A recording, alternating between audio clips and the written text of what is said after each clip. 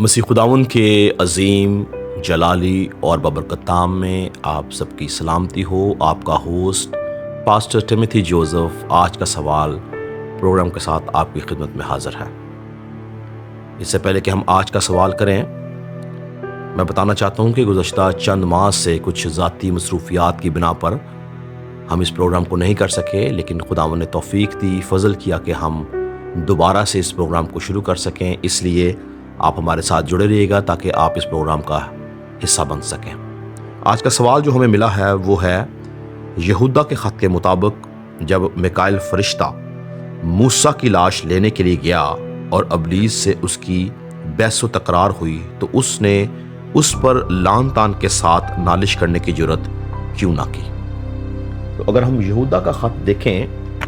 تو یہودا کا خط جو ہے یہ مکاشفہ کی کتاب سے پہلے ہے اور اس کا ایک ہی باب، ایک ہی چیپٹر ہے، اور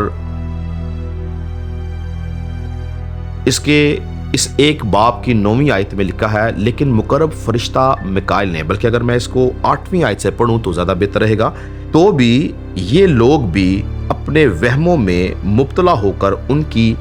طرح جسم کو ناپاک کرتے اور حکومت کو ناچیز جانتے اور عزت داروں پر لعن طعن کرتے ہیں۔ لیکن مقرب فرشتہ میکائیل نے موسیٰ کی لاش کی بابت ابلیس سے بحث و تکرار کرتے وقت لعن طعن کے ساتھ اس پر نالش کرنے کی جرت نہ کی، بلکہ کہا کہ خداوند تجھے ملامت کرے۔ تو اصل میں پوچھا گیا ہے کہ میکائیل فرشتہ نے ابلیس پر، جو کہ کسی وقت میں مقرب فرشتہ تھا جس کا نام لوسیفر تھا، اس کے اوپر بحث و تکرار کرتے ہوئے لعن طعن کیوں نہ کی، اس کی وجہ کیا تھی؟ تو یاد رکھیں کہ اس کو سمجھنے کے لیے ہمیں اس بات کو جاننا ضروری ہے کہ قوم بنی اسرائیل جو تھی، جب اس کو ملک مصر کی غلامی سے نکالا گیا تو اصل میں روحانی اعتبار سے ان کو ابلیس کی غلامی سے نکالا گیا تھا، کیونکہ یاد رہے کہ مصر جو ہے وہ گناہ کے گھر کو، گناہ کی غلامی کو، اور فرعون جو ہے وہ ابلیس کو ظاہر کرتا ہے، اور موسیٰ جو تھا وہ پرانے عہد نامہ کی کلیسیا کا نجات دہندہ مانا جاتا تھا، جس نے ان کو مصر کی غلامی سے نجات دی تھی۔ اور اگر ہم خروج کی کتاب کا مطالعہ کریں تو موسیٰ پرانے عہد نامہ کی واحد شخصیت ہے جس کو خدا نے بذات خود فرعون کے لیے اور مصر کے لیے خدا ٹھہرایا تھا۔ موسیٰ واحد شخص تھا جس نے خدا کے روبرو خدا سے بات کی تھی۔ موسیٰ نے خدا کی قدرت کو، خدا کے جلال کو، خدا کے زور کو اپنی آنکھوں سے دیکھا تھا، اور جب اس سفر کے دوران موسیٰ کا وقت پورا ہو گیا کہ خداوند موسیٰ کو اپنے پاس بلا لیتا، تو ابلیس کے ذہن میں یہ خیال تھا کہ جب موسیٰ مرے گا تو وہ اس کی لاش کو لے کر اس کی قبر بنائے گا اور اس قبر کے اوپر قوم بنی اسرائیل سے بت پرستی کروائے گا۔ یہ ابلیس کا خیال تھا جس کو خدا جانتا تھا۔ اس وجہ سے خدا نہیں چاہتا تھا کہ موسیٰ کی قبر بنائی جائے۔ اگر آپ میرے ساتھ دیکھیں استثنا کی کتاب، اس کا 34 باب، جو کہ اس کا آخری باب ہے، اس کی 5ویں آیت میں لکھا ہے، پس خداوند کے بندہ موسیٰ نے خدا کے کہے کے موافق وہاں مواب کے ملک میں وفات پائی، اور اس نے اسے مواب کی ایک وادی میں جو بیت فور کے مقابل دفن کیا، جو آج تک کسی آدمی کو اس کی قبر معلوم نہیں۔ تو خداوند کے فرشتہ نے اصل میں موسیٰ کو دفن کیا تھا اور لکھا کہ آج تک اس کی قبر کا کسی کو پتہ نہیں ہے۔ اس کی وجہ یہی تھی کہ خدا جانتا تھا کہ جس وقت قوم بنی اسرائیل کو موسیٰ کی قبر کے بارے میں پتہ چلے گا تو وہ ضرور اس قبر کے اوپر جا کر موسیٰ سے مانگنا شروع کریں گے، کیونکہ قوم بنی اسرائیل کی اگر آپ تاریخ دیکھیں تو قوم بنی اسرائیل جو تھی وہ جگہ جگہ بت پرستی میں مبتلا ہوتی تھی، یہاں تک کہ جب ملک مصر سے نکلتے ساتھ انہوں نے بت پرستی کی، انہوں نے سونے کا بچھڑا بنایا۔ تو خدا ابلیس کے اس منصوبے کو جانتا تھا، اس وجہ سے خدا نہیں چاہتا تھا کہ موسیٰ کی لاش جو ہے وہ ایون بنی اسرائیل قوم جو ہے ان تک پہنچے۔ خداوند نے اس کو مواب کے وادیوں کے اندر خدا نے اس کی زندگی کا خاتمہ کیا، اور وہاں پر ہی خدا ان کے فرشتہ نے اس کو دفنایا تاکہ اس کی قبر کا کسی کو پتہ نہ چل سکے۔ تو یاد رہے کہ موسیٰ کی موت کے اوپر ایک زبردست روحانی جنگ ہمیں نظر آتی ہے، جس کے بارے میں سوال کیا گیا ہے کہ کیوں جب میکائیل فرشتہ لاش لینے گیا تو کیوں اس نے بحث و تکرار کے ساتھ ابلیس کے اوپر لعن طعن نہیں کی؟ تو اس کی چند وجوہات ہیں۔ سب سے پہلی وجہ یہ ہے، یاد رکھیں کہ چونکہ یہ ایک روحانی جنگ تھی، روحانی جنگ یاد رکھیں کہ اپنے زور اور اپنی حکمت سے نہیں لڑی جا سکتی، بلکہ خدا کے زور اور خدا کی حکمت سے لڑی جا سکتی ہے۔ اسی لیے جب میکائیل فرشتہ کی لوسیفر یعنی ابلیس کے ساتھ جب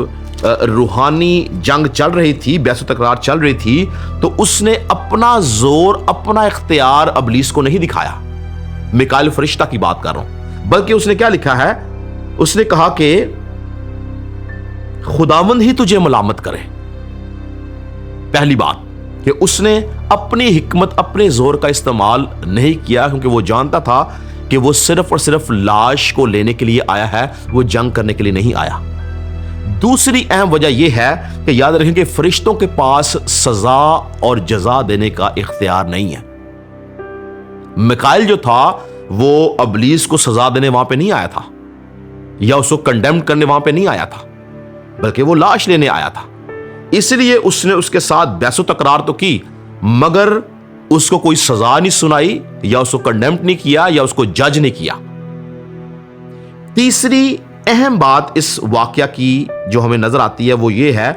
کہ یہ حوالہ اور یہ واقعہ ہمیں یہ چیز بتاتا کہ ہمیں اتھارٹیز کے انڈر رہنا ضروری ہے۔ اگر آپ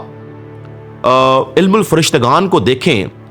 تو میکائیل کا جو رینک ہے فرشتوں میں، وہ لوسیفر مقرب فرشتہ سے چھوٹا رینک تھا۔ لوسیفر جو مقرب فرشتہ تھا وہ رینکنگ میں میکائیل سے اوپر تھا۔ وہ ایک علیحدہ چیپٹر ہے کہ وہ گناہ کے باعث ابلیس بن گیا، لیکن میکائیل جانتا تھا کہ رینکنگ میں وہ اس سے اوپر ہے، اور روحانی عالموں میں یاد رکھیں کہ خدا کے حکم کے مطابق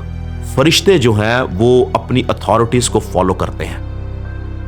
آپ اس بات کو یوں سمجھ سکتے ہیں کہ جب یہودا اس بات کو لکھ رہا ہے، میں یہ حوالہ جو مرکزی حوالہ دوبارہ پڑھوں گا تاکہ آپ کو سمجھ آئے، اس نے رینکنگ کو مد نظر رکھ کے یہ بات کی ہے، کیونکہ یہودا کے خط کے جن کو لکھا گیا ہے